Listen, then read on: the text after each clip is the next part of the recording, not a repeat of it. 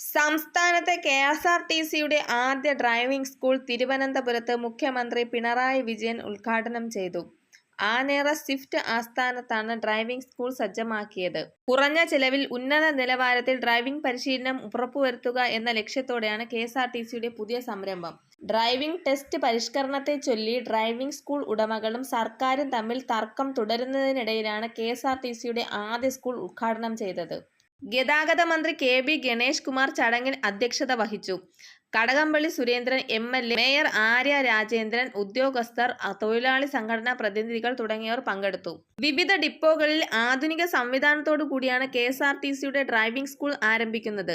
ആദ്യഘട്ടത്തിൽ കെഎസ്ആർടിസിയുടെ കീഴിൽ driving school തുടങ്ങുന്നത് 23 കേന്ദ്രങ്ങളിലാണ്. നേരത്തെ ഡ്രൈവിംഗ് സ്കൂളിന്റെ സാങ്കേതികത പരിശോധിച്ച് വിശദമായ റിപ്പോർട്ട് സമർപ്പിക്കാൻ കെഎസ്ആർടിസി ചെയർമാൻ ആൻഡ് മാനേജിംഗ് ഡയറക്ടറോട് ഗതാഗത മന്ത്രി കെ.ബി. ഗണേഷ് കുമാർ നിർദ്ദേശം നൽകിയിരുന്നു. ഇതിന് പിന്നാലെയാണ് ഡ്രൈവിംഗ് സ്കൂൾ പ്രാവർത്തികമാകുന്നത്. മിതമായ നിരക്കിൽ മികച്ച നിലവാരത്തിലുള്ള ഡ്രൈവിംഗ് പരിശീലനം നൽകുന്നതാണ് ലക്ഷ്യം. കെഎസ്ആർടിസിയുടെ വിദഗ്ധരായ ഇൻസ്ട്രക്ടർമാരുടെ സേവനമടക്കം ഡ്രൈവിംഗ് സ്കൂളിനായി വിനിയോഗിക്കും.